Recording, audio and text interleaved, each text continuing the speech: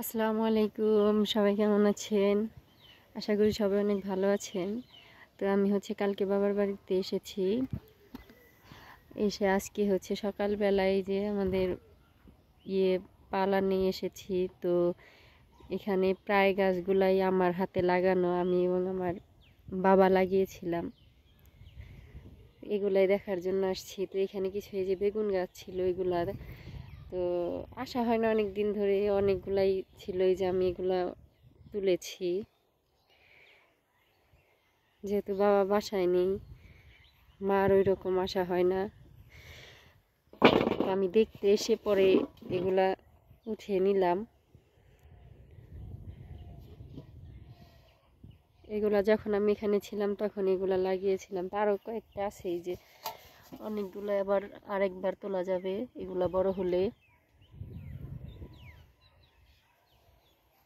গ্রামের জিনিসগুলো আসলেই খুব ভালোই।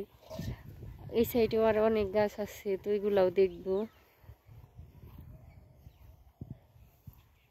এই গাছগুলা আমার লাগানো, এগুলা আমি লাগিয়েছিলাম।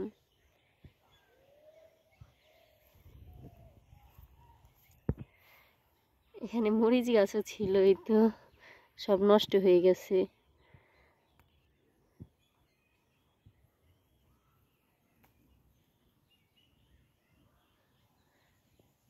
এখন আর ওই রকম ভাবে আসা হয় না। আগে তো প্রায় বাসায় থাকতে প্রত্যেক দিন একবার বিকেলে হলেও আসতাম।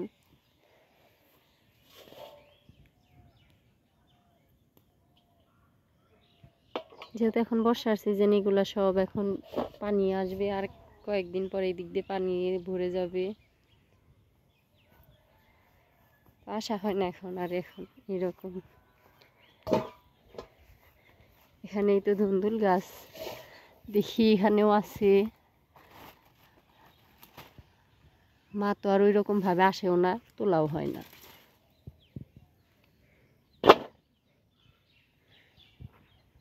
এই তো আর একটা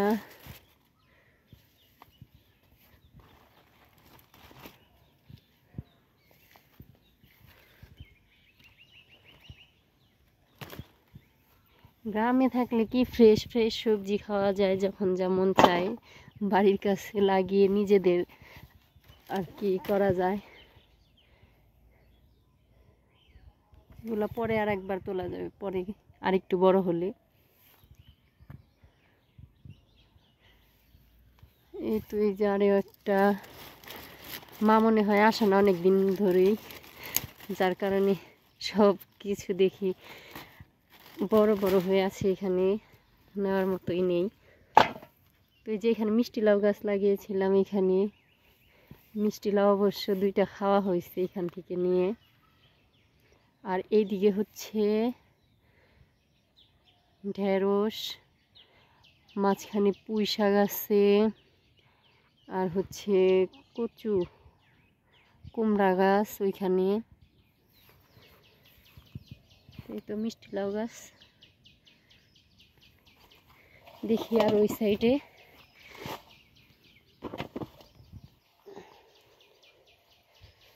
ঢেঁড়স গাছ অনেকগুলা।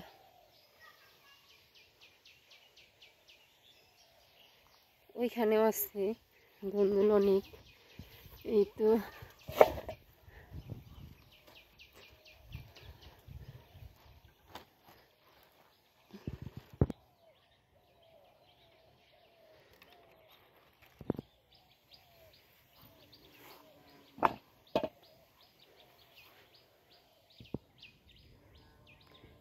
এখানে অনেক ঢেঁড়সও আছে।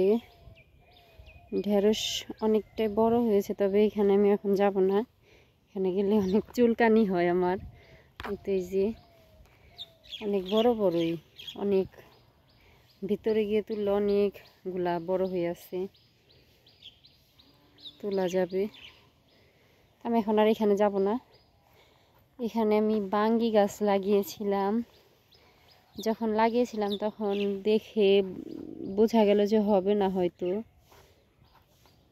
এবার এসে দেখি হয়েছে। এইখানে তো বাঙ্গি ধরেওছে দেখি।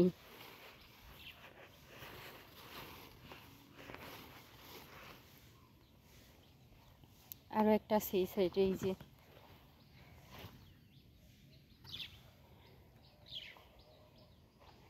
এইদিকেও মিষ্টি লাউ গাছ আছে ওইদিকে।